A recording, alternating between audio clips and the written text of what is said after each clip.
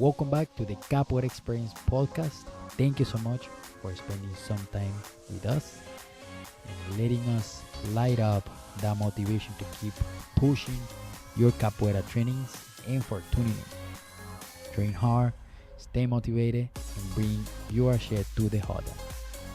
Bring it on. Let's roll. What's up, Capoeira Nation? Welcome back to the Capoeira Experience podcast. Thank you so much for hanging in there, for being positive. Keep training. Try Zoom, everything you can to come back to Capoeira. And thank you so much for my friends coming back to the interview, group interview. First time we're going to try this and see how this works. And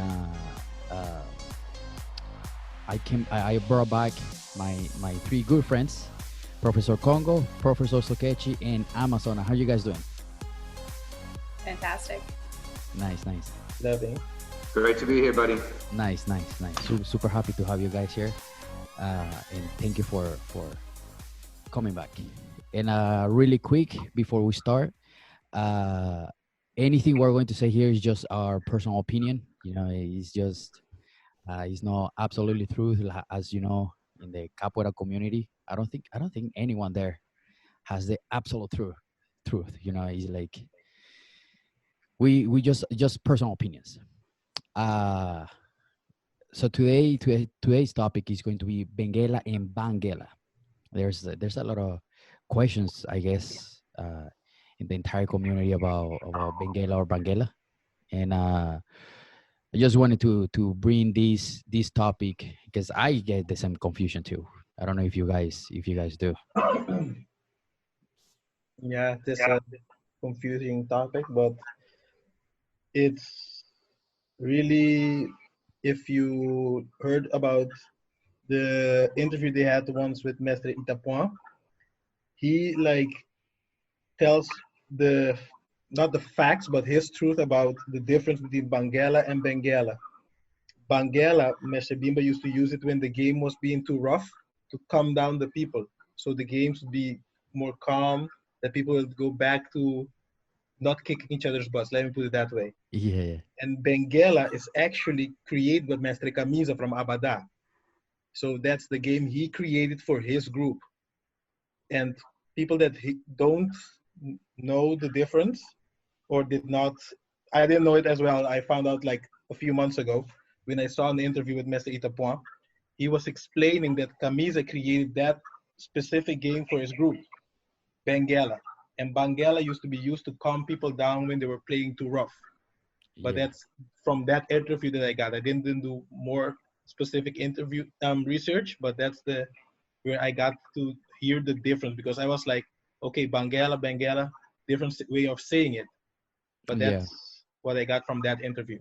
Yeah, because I've seen videos of Mr. Camisa explaining that, saying like, I created this specific type of game for our group, and it just got spread, and which is awesome too. Well, what do you guys think, Amazona? What do you think about the, or how have you heard about Benguela and Banguela around there? So my first exposure to either was not within my group. I was traveling. I was in Brazil. I was at another roda, and the game slowed down. And I'm Okay. like, what is this? I think my first real exposure was actually 2015 when I went down for Meshimon Brancas Mundial. Okay. And the only thing I knew that before then was Banguela was a city in Angola. Yeah. It was a province in Angola, and it was the third biggest slave trading port during the colonial era. It was like almost 1 million slaves come out of there. Yeah. And I'm like, all right.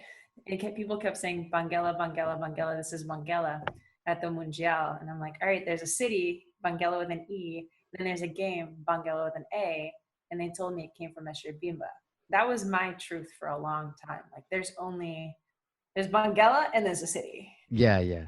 So, and the game in capoeira was, as it was explained to me originally, is that it was slow, it was playful, it was about malandragem, is about trickery, is about jogos de dentro, jogos de fora. Slow, not necessarily slower, but just smarter. Okay. Like a little more engaged, right? Yeah, it was later when I started learning that there's two different tokis and then there's two different games from two different lineages that I Yeah. had to go back and look at it, like what Congo was saying. Yeah, yeah. Sokechi, what do you think? So I really like that particular question because it was something I had written down to ask everybody.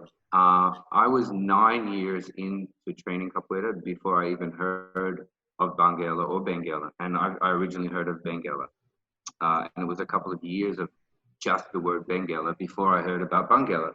So I'm curious, Congo and Amazona and Kashishi, how many years you guys were into your own training before you even heard of Benguela or Banguela, and which one was it?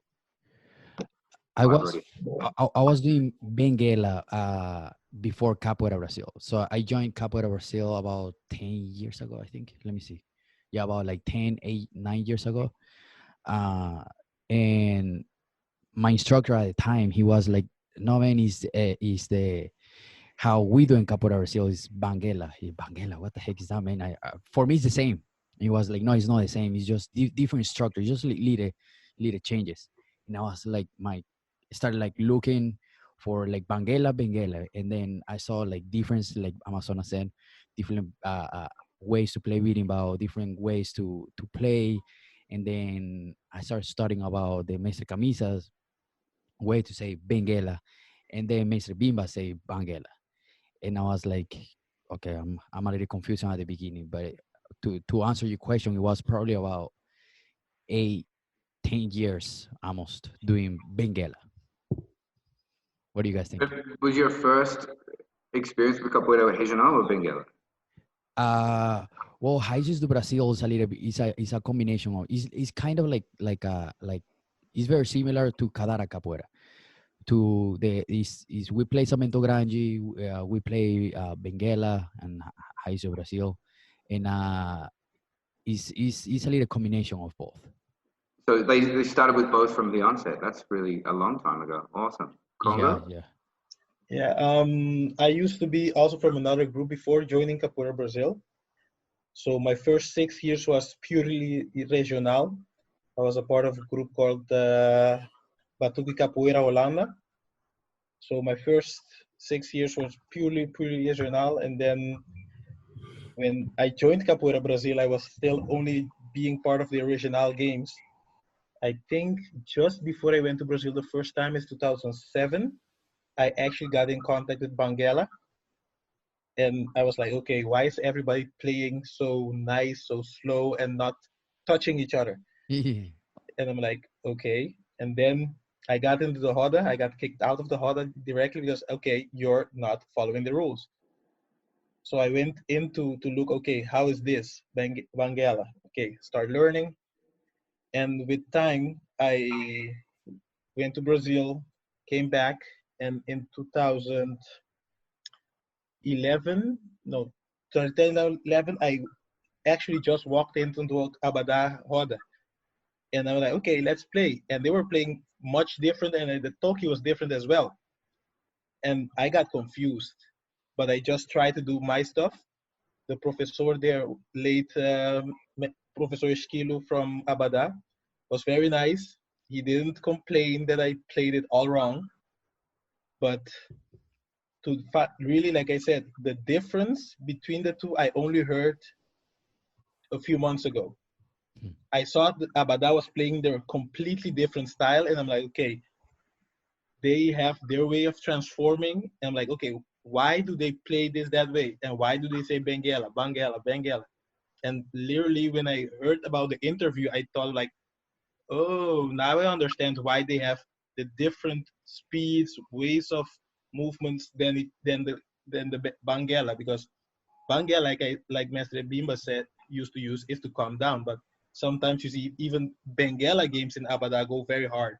Yeah, I've So seen that too. that's actually how I found out. It took me years before I actually found out the difference. Amazona, what do you think? I would say how it took Congo years. I'm still in that phase of like a couple years back. So I I was first exposed to the Thaki in within a year of when I started capoeira. Mr. Logan, Mr. Advogado in our group, they have everyone learn the music. Like you have to know the Thakis. But my my understanding, and this is where I wanna hit on a distinction between knowing something and really having a grasp of a concept and a distinction, like what Congo was just saying, how he could see the tiny nuanced differences.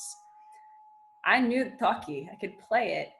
I didn't have a clue of what the game should look like, is intended to look like, or even like that people were playing it when they were actually playing it, until I started traveling more. And I saw Abada. I trained with an Abada group when I was working in Portugal for a while, and it was every single day. And then I realized this is very different from what my group does. And that's when I started to notice that there's a distinction. And then when I saw so many people in the Mundial in 2015, like playing multiple different styles at one time, it made more sense. Yeah. So Kechi, so you said that you, what was the style that you kind of like start seeing on, or when you got exposed to So both of them? my first 3 years was with a group that's Angola based, and so the rhythms were Angola, Sabento Pequeno, Sabento Regional. Um, but when I started training with Cicatriz, it was all Sabento Banjo de Bimba, completely regional, and we did that for another 6 years before his brother, who was then a professor, came to live in Australia as well, and he had been training with Abada in the time he used to train with his big brother, and then when Mestre came to Australia, Tata started training with Abada, and when he came to Australia, he was like all about that Benguela, and so he would come and teach us the Benguela system and style, and he was so passionate about it, and it was really, really fun and interesting, and that was 2006. So then there was two very clear different languages that we were getting from Mestre Cicatriz and from Tata. And then we also have a couple of other guys in our group that have come from Muzenza or have come from Abada, and they're all very strict with Benguela. So I still, before I started going to Capoeira Brazil events, had never really seen anyone play Banguela or never heard the rhythm being played outside of my Mestre Bimba CD. Yeah, because I know that Miss Paulin in Miss Paulinho, they play the Banguela very different. The Benguela, the rhythm, the virada is way different. Is the song is the spice in the rhythm is very different. Yeah, there's definitely a difference in cadence and in smoothness between the two rhythms. And that's something I found really, really interesting. And to Vishpalin Sabia's credit, he plays berimbau almost identical to it sounds like on the CD. Like it's Yes. amazing how well he plays it. And Yeah, so you can definitely hear and feel a different cadence. And something about the musicality was something that I was thinking about because we've all started to touch on the concept of language and differentiation. So do we start by saying or understanding the difference between a regional game and a Benguela game and talk about those elements of language and how they differ? Or do we start straight away with the concept of Benguela, Banguela and how the two of those differ? Because I think especially for newer people to capoeira, they might not even understand the difference between a regional game and Benguela game. And I've had people come to my class from other places and seen our Benguela and been like, oh, isn't that Angola? Because sometimes understanding the nuance in a language is really important. yeah. No, I agree. I've seen people too, like asking me like, do you guys play some regional or Benguela? And like, well, it's a really long question. It's going to be a really long answer. Yeah. Yeah, because you gotta explain the whole situation, the of structure of the game, the structure of the beating ball, how the beating ball plays, and all that stuff.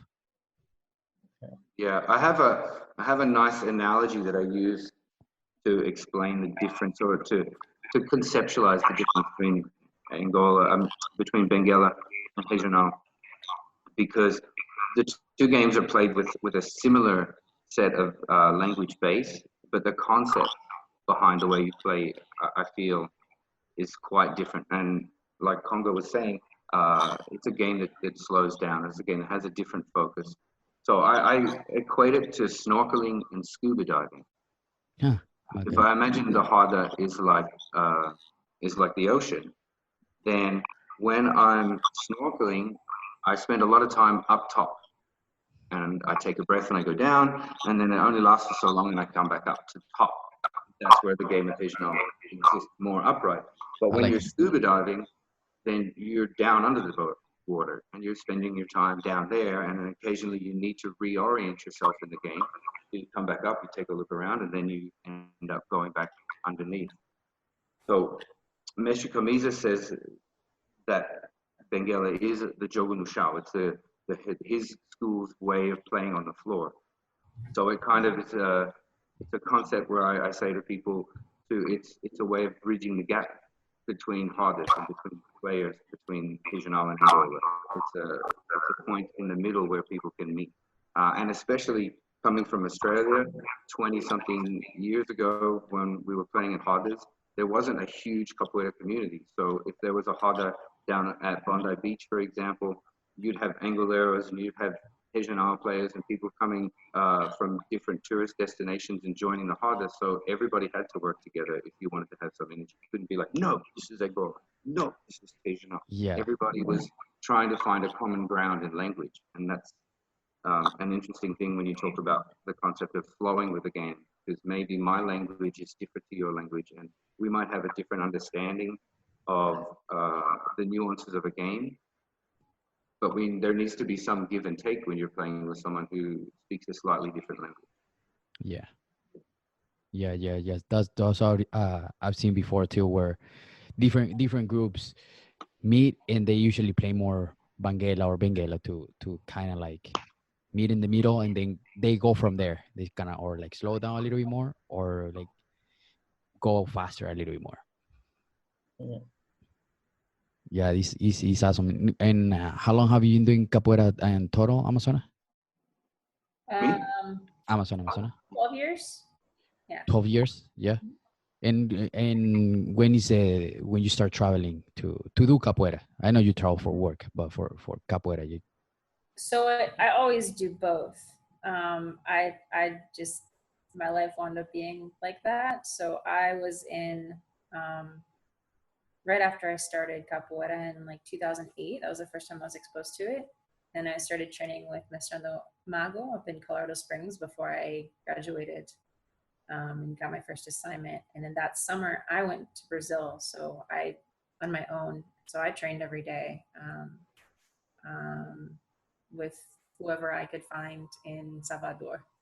Came Nice. back, trained in San Antonio for the 3 years I was stationed there. And then I got sent at like my 3rd year mark of capoeira, I got sent to Portugal for work.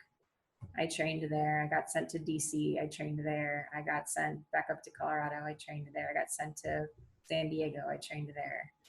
So it's every time I get sent somewhere for work, when work is done, I am in somebody's academia at night.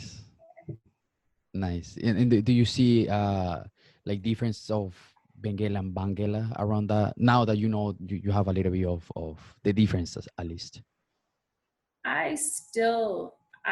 Where I am in my game, I'm still looking.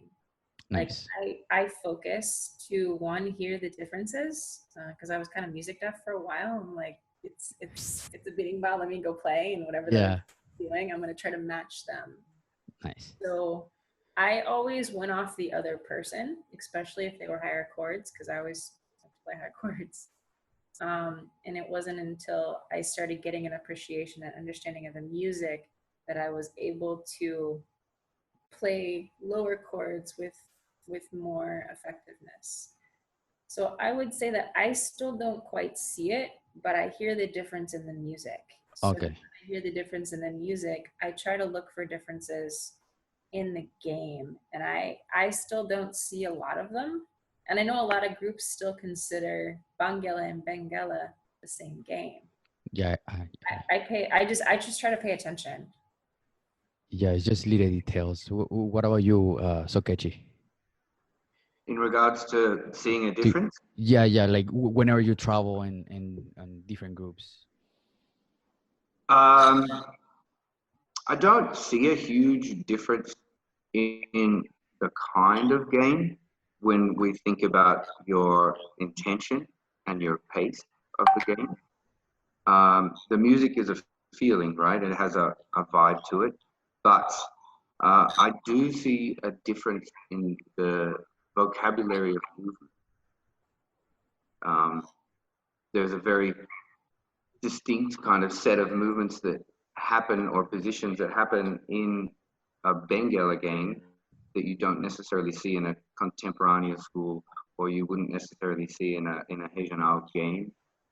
So I think there's distinct dialect, but I don't see a difference in intention or in pace of the game. Oh, okay. Well, Congo, I know that you travel a bunch of times in Europe, and I guess capoeira is a little newer in Europe. Even it grew up like really quick, really fast because the proximity of the countries. But what do you see in your time traveling there, the difference and all the stuff? Well, when I see it's difficult to explain, but when I see somebody from Abada play Benguela, you see a complete different game from when you see somebody else try to do Benguela or Yeah. play Banguela. Why do I say that? Because when you see Benguela, you see, if you see a Jinga, it's a miracle. It's down and stay down. Even if they do small flips, they're still almost on the ground.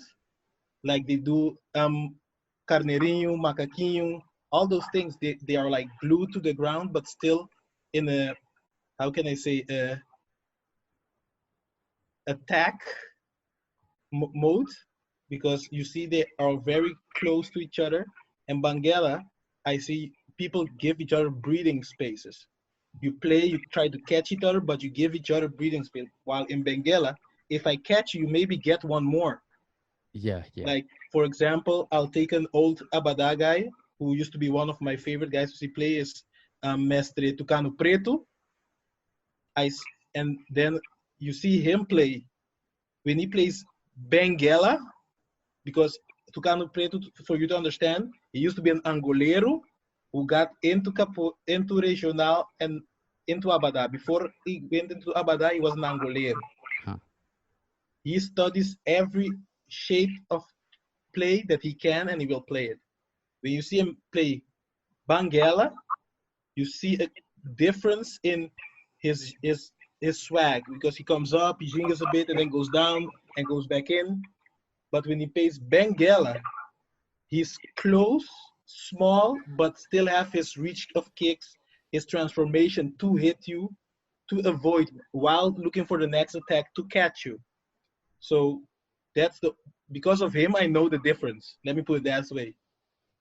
I didn't know the name difference, but when I heard the Mr. Itapon talk about it a few months ago, I went back to see the videos, and then I could have seen how we transformed in Banguela with the breathing room, and to Benguela with the on the floor but still tactical and approachable game. Let me put it that way, if you guys can understand what I'm saying. Yeah, yeah.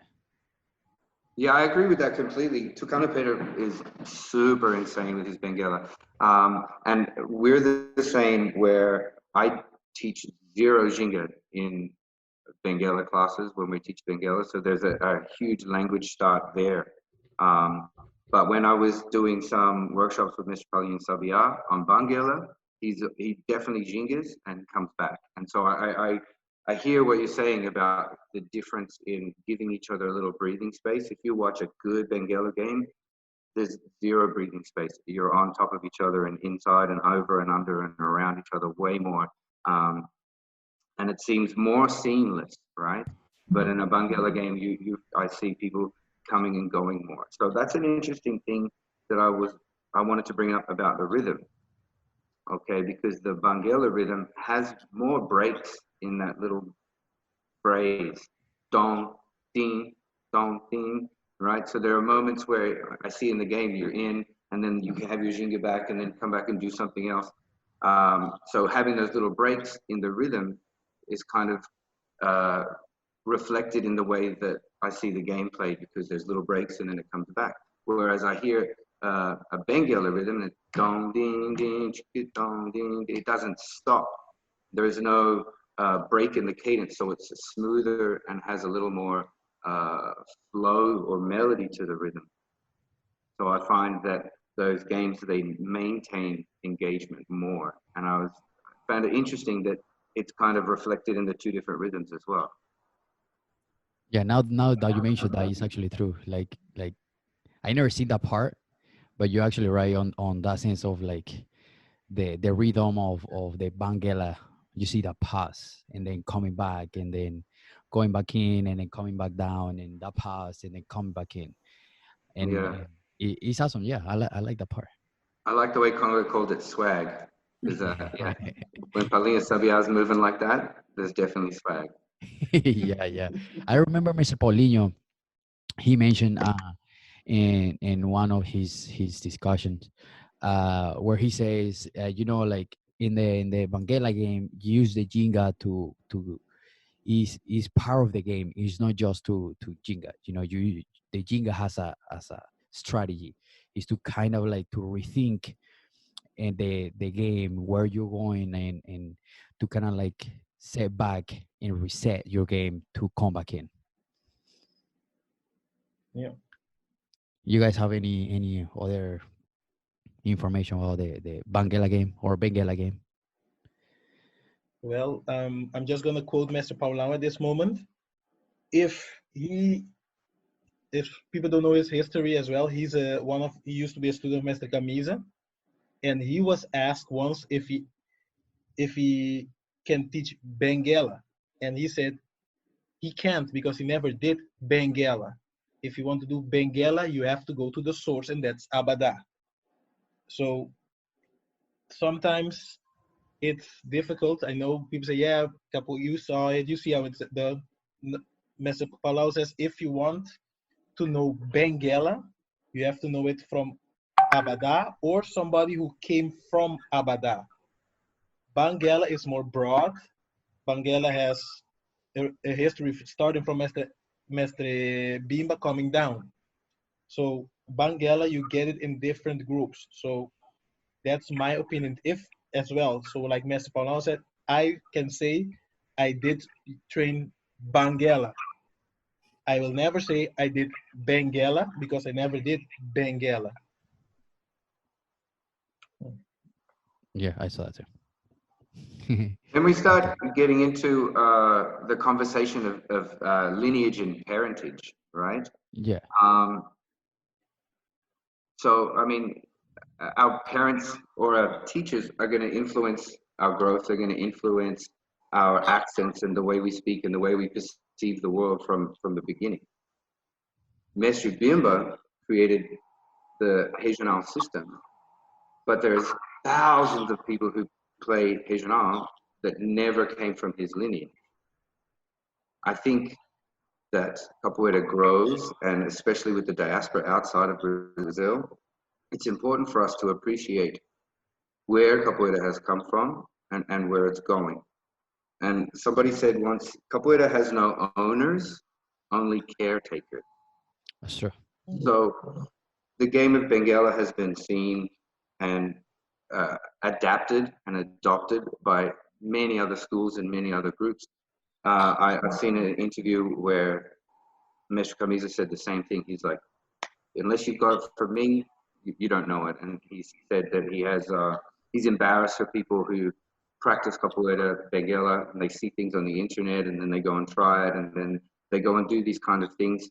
And he's like, it's not Benguela unless it comes from me. But in the old days, even before the academies in the 30s and 40s, a lot of capoeira was learned that way. You would be at a Hada in 1900, say, for example, people would see stuff and then they'd be like, oh, I want to try that. Oh, I want to learn that. There wasn't so much academy learning. So people were finding out information or seeking information out from individual people. So you would have many masters or many teachers, or you would just be somewhere on your own practicing and trying to learn and figure out a technique and then going to try and apply it at the next Hada. So it's important not to get stuck in an ownership idea of Benguela or Banguela, because we need to make sure Capoeira maintains it stays accessible to everybody. True. Yeah. Yeah. No, I agree. Because sometimes, and I feel today's days, and hopefully no one takes it personal, but today's days capoeira is for to everybody and from everybody.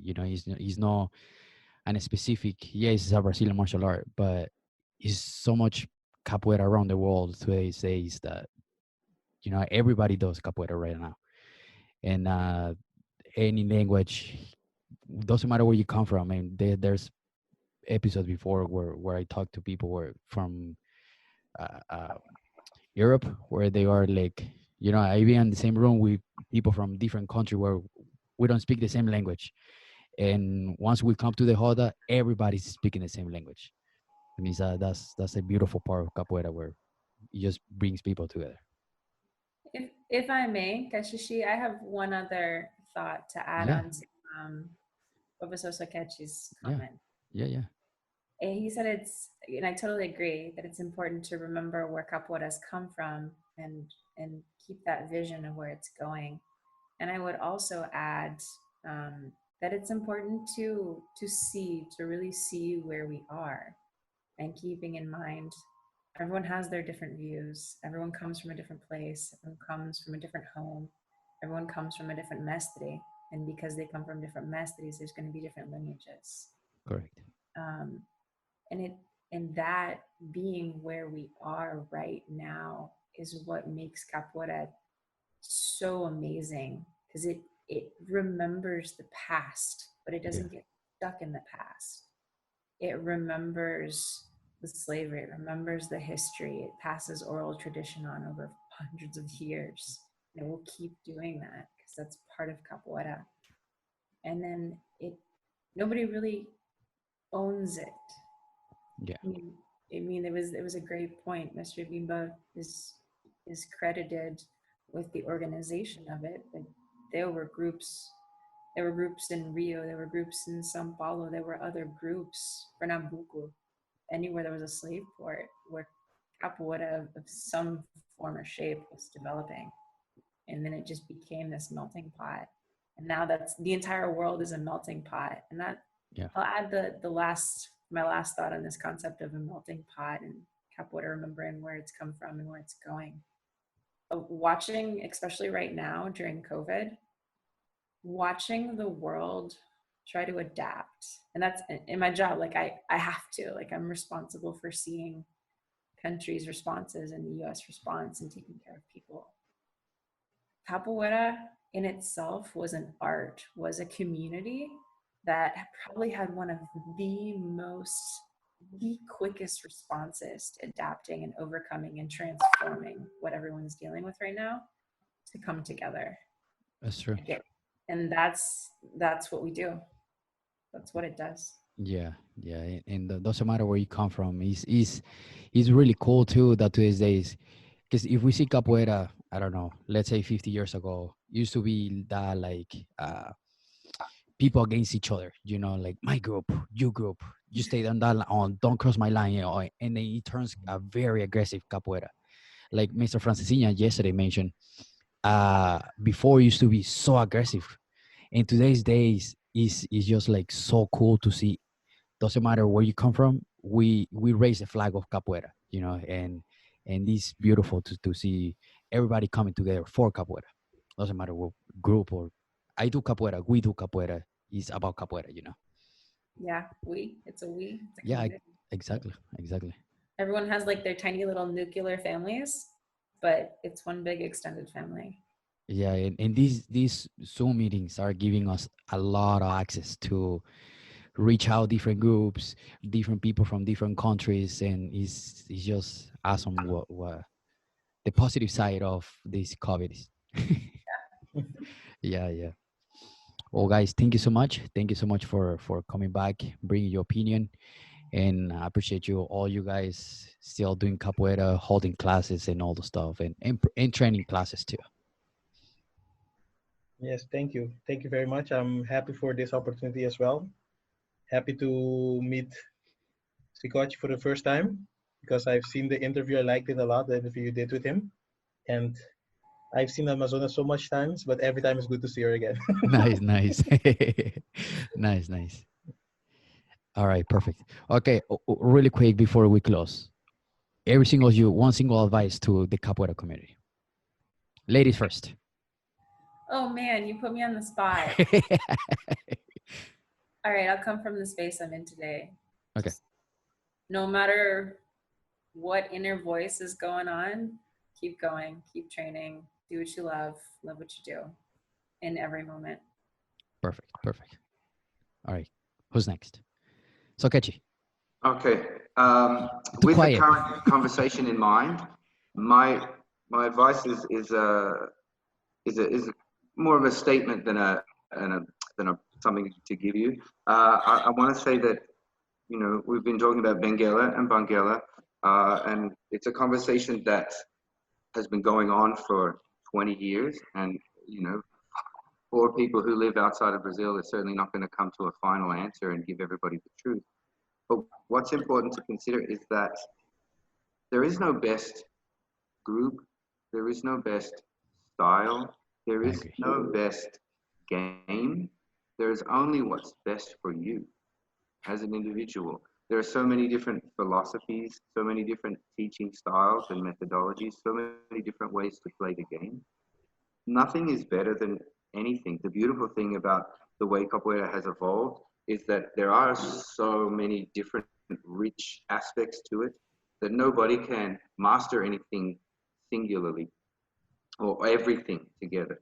But we have groups that are super great with a martial arts side, and we have groups that are super amazing with bendy, flexibility, flippy stuff, and we have other groups that do amazing music. And through time, people take the little bits that are best for them and incorporate it into their group and their system and their evolution. So whatever works for you best is the best capoeira. Absolutely. I agree. Congo. I can't say nothing more because Sokechi got part of what I wanted to say. Like, Right. no problem.